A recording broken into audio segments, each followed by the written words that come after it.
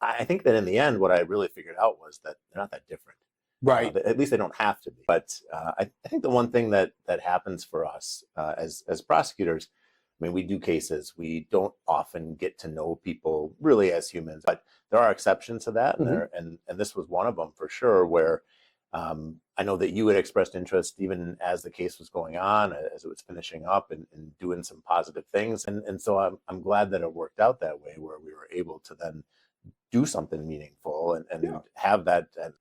And one of the things that has been a little bit unique for me coming through as a prosecutor, I had a lot of interactions with offenders, and in particular people in recovery over many years, and Okay. mostly because of working with the drug court, and that led to playing on sports teams with people in recovery, and just a lot of more non-courtroom Yeah. More situations, more hands-on social with situations, and really social. even friendships. But I think what it led to for me was having all these interactions and kind of a window into the real world of people who are in recovery. That Hmm. so I think one of the things that I struggled with as in my position now for the last 4 years was, how do I get a little bit of that to everybody else? So we've done like tours of correctional facilities in the jail, and we went to the Hmm. resource center, Winnebago Mental Health. But if we're going to be doing that, we should know what it's really like to get a better handle on what law enforcement's dealing with,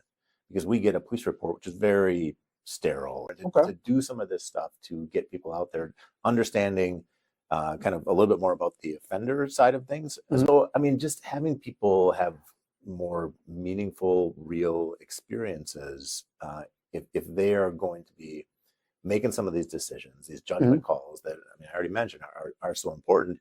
I want them to have some context to do that and be more effective at it. And so even in a field where what the general public thinks of is, well, you go to court with all these bad people, I don't think of it really that way at all. And most of them, the way I would normally say it is, it's a bunch of people who are, when confronted with a difficult situation, they're just not well equipped to make good decisions and to handle it appropriately.